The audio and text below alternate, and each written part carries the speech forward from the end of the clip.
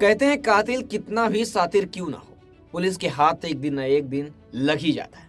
ऐसा ही हुआ आज के केस में। पुलिस ने सिगरेट के फेंके हुए जो बर्ड्स होते हैं, जो फिल्टर होता है, जो लास्ट में जो टुकड़ा फेंका जाता है सिगरेट का पीने के बाद, उसकी मदद से कातिल को गिरफ्तार कर लिया और इस केस का खुलासा किया। नमस्कार दोस्तों, मेरा नाम है ब्रजेश यादव। फिर हाजिर हूं एक हैरान कर देने वाली घटना को लेकर। आज की घटना उत्तर प्रदेश के लखनऊ, जो उत्तर प्रदेश का राजधानी है लखनऊ, उसके 27 किलोमीटर दूर एक जिला है बाराबंकी। बाराबंकी जिले की कहानी है और ये सच्ची घटना बाराबंकी के एक लोकेलिटी है कुर्सी, जिस पर मैं बैठा हूं इस समय। तो जो उस लोकेलिटी का नाम है कुर्सी, उस कुर्सी में एक हाईवे गया है, यानी उस क्षेत्र से एक हाईवे गया है। 3-4 लेन का हाईवे है। उस पर दिन भर में सैकड़ों हजारों गाड़ियां आती जाती रहती है। रोज की तरह ये सिलसिला जारी था, गाड़ियों का आवाजाही लगा हुआ था। लेकिन अचानक उस कुर्सी पुलिस स्टेशन में, वहां का जो पुलिस स्टेशन है कुर्सी में, उस पुलिस स्टेशन में रात 12:30 बजे एक कॉल आता है। जैसे ही पुलिस अधिकारी उस फोन को उठाता है, तुरंत एक हाफते हुए एक आदमी कहता है कि सर, यहाँ बड़ा हादसा हो गया है, आइए।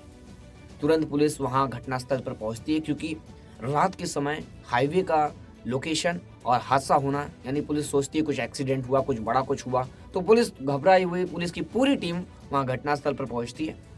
घटनास्थल पर पहुंचते हैं तो पुलिस कुछ और ही देखती है। पुलिस देखती है कि कार का एक दरवाजा खुला हुआ है, उसके अंदर एक आदमी पड़ा हुआ है। और जब पुलिस और नजदीक जाती है तब देखती है कि गले को तेज धार हथियार से काटा गया है और वो आदमी सीट पर इसी तरह लेटा हुआ है, यानी पड़ा हुआ है, बिखरा हुआ है। और फिर पुलिस बॉडी को तुरंत अपने कब्जे में लेती है और हॉस्पिटल भेजती है तुरंत, कि क्या पता जिंदा हो, कुछ भी उम्मीद हो। लेकिन हॉस्पिटल में जाकर डॉक्टरों ने उसे मृत घोषित कर दिया, यानी वो मर चुका था। अब पुलिस उस घटनास्थल का, यानी जहाँ पे सीन ऑफ क्राइम है, उसे ध्यान से देखती है। उस पूरे बारीकी से वहां पर सर्च करती है, कुछ तो मिले। पुलिस पहले कार को चेक करती है, जिस कार में वो मरा है। कार का एक दरवाजा खुला था। अब कार में देखती है तो कार में चार्जिंग पॉइंट पर उसका मोबाइल चार्जिंग हो रहा था, यानी चार्जिंग लगा हुआ था। फिर उसका जो बॉडी में से जब उसका पर्स, उसके गाड़ी में डॉक्यूमेंट, सब कुछ पड़े हुए थे। यानी पुलिस को ये समझ में आ जाता है कि हाईवे पे अक्सर क्या होता है, लूटपाट की घटनाएं होती है। चोर पकड़ते हैं, लूटते हैं और छोड़ देते हैं या मार देते हैं। अक्सर ये होता है। उत्तर प्रदेश है, लेकिन इस समय तो योगी आदित्यनाथ की सरकार है, तो ये लूटपाट की घटनाएं कम हो रही है।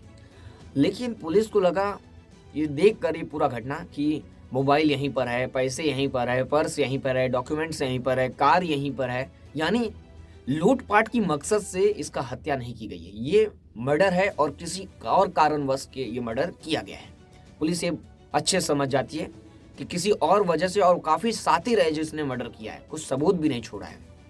अब पुलिस और बारीकी से जब चेक करती है तो नमकीन के पैकेट मिलते हैं 2, और खुले हुए, उसमें पूरा खाया भी नहीं हुआ है। और कुछ दूरी पर, यानी बियर की बाटली, ये सब भी मिल जाती है। 1-2 बियर की बाटली मिल जाती है। और फिर पुलिस और चेक करती है तो जो सिगरेट पीते हैं ना, लास्ट में सिगरेट का बच जाता है, जो फिल्टर करता है पुट्ठा, वो भी मिलता है पुलिस को 2, जो बर्ड्स होते हैं सिगरेट के, वो मिलते हैं। तो पुलिस को ये संदेह हो जाता है कि कोई और भी था। अब ये सिगरेट किसने पिया, ये पता लगाना पुलिस के सामने था। अब सिगरेट तो पुलिस को शक होता है कि जो कातिल होगा वही पिया होगा, या इसके साथ कोई और भी था जो पार्टी कर रहा था। कुछ भी हो सकता है, पुलिस के सामने कई पॉसिबिलिटी थी।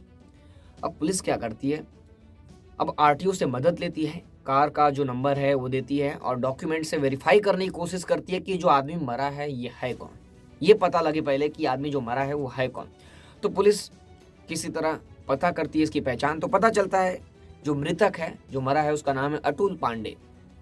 अतुल पांडे का फिर लोकेशन निकाला जाता है कि इसका परिवार, इसका घर कहाँ है। फिर पुलिस शुक्रवार के दोपहर 12:30 बजे उसके घर पहुंचती है, खोजते खोजते उसके घर का लोकेशन। फिर वहाँ पहुंचती है और उसको वहाँ पर उसके पिता, उसकी माँ, सब कुछ परिवार वाले मिलते हैं वहाँ पर, सब लोग। फिर पुलिस उनको बताती है कि आपका बेटा मृत पाया गया है हाईवे किनारे, कुर्सी के हाईवे में।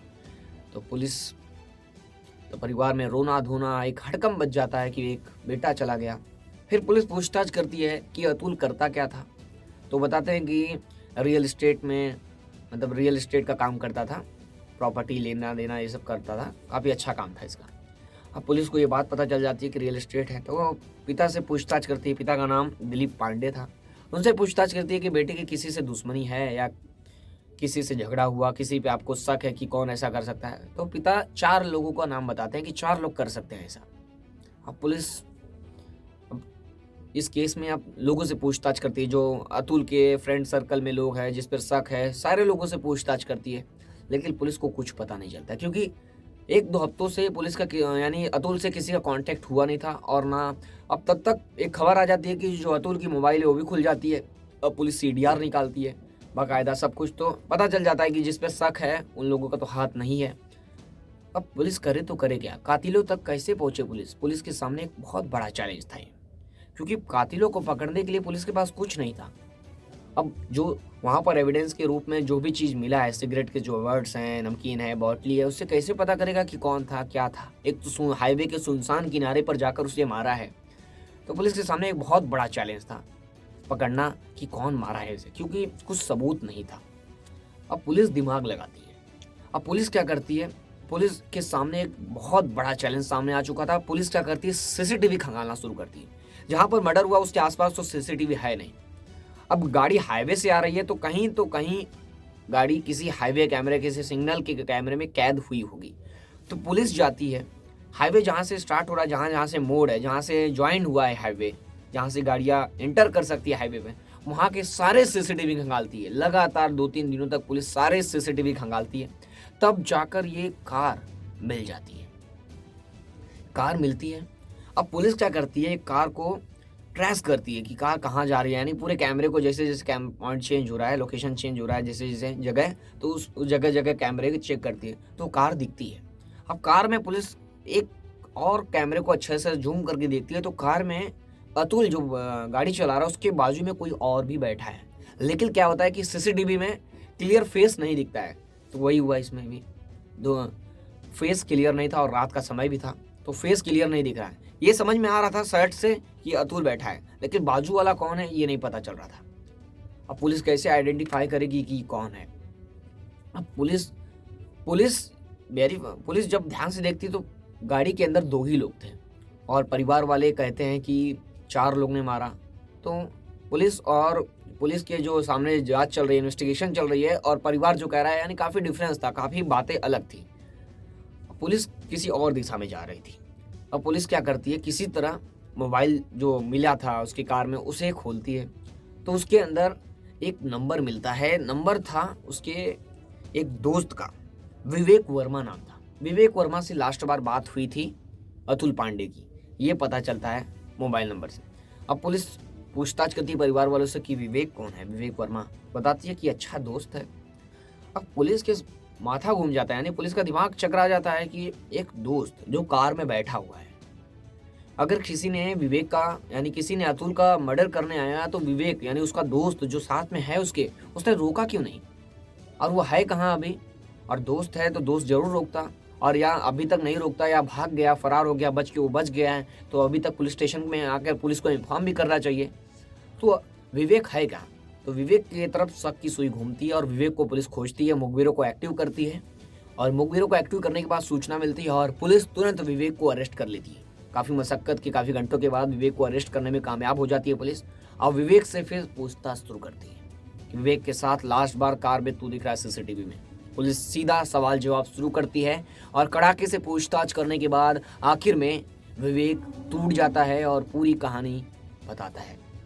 कहानी ये थी कि जो अतुल पांडे हैं, ये रियल एस्टेट का काम करता था, इसके पास पैसे रहते थे, कैश 1-2 लाख रुपए रहते थे।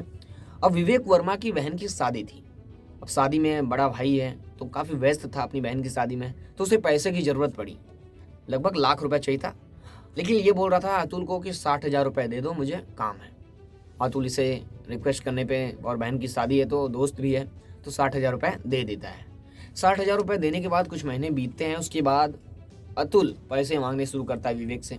तो विवेक रोज़ बोलता था आज नहीं, कल नहीं, आज कल, मतलब रोज़ जो सिलसिला चलता है, हमारे आसपास भी ऐसे ही चलता है, हमारे साथ भी होता है, तो आप लोग जानते होंगे। तो उसमें यही हुआ कि वो आजकल करने लगा। आजकल करने के बाद वो पैसे नहीं दे रहा था, तो विवेक कई बार उसकी कहासुनी भी हो गई, कई बार तो कभी विवेक भड़क गया, अतुल भड़क गया विवेक के ऊपर, तो काफ़ी बार ऐसा विवाद हुआ इन दोनों के बीच। लेकिन एक दिन अचानक क्या हुआ विवाद तो रोज होता था, फोन पर होता था, आमने सामने होता था, दोस्त थे। लेकिन एक दिन अतुल पांडे पैसे लेने उसके घर चला जाता है। वहाँ काफ़ी गाली गलौज होता है, जो सब हर बार होता है जिससे पैसे लेते हैं। तो उसमें गाली गलौज करता है, पैसे लेने की औकात नहीं है तो पैसा क्यों लेता है, ये वो जो होता है वही हुआ। फिर ये बात उसको नागवार गुजरी, किसको, विवेक को। अब विवेक 40,000 रुपये उसे लौटाना था, 20,000 रुपये तो किसी तरह शायद दे दिया था। अब 40,000 रुपये लौटाना है और उसके बाद ये आके भड़क रहा है, घर पे चिल्ला रहा है और ये काफ़ी गुस्से में आ गया विवेक। धीरे धीरे समय गुजरा, फिर ये पैसे के लिए फिर फ़ोन करने लगा, टॉर्चर करने लगा। तो अचानक विवेक बोलता है कि तुमको पैसे दे दूंगा, अतुल को वादा करता है पैसे दे दूंगा और एक प्रॉपर्टी देखा हूँ, चलो देख लो। तो शाम का समय था, लगभग 7-8 बज रहा था। ये लोग निकलते हैं साथ में, विवेक आता है और अतुल की कार में बैठते हैं और दोनों निकलते हैं हाईवे से।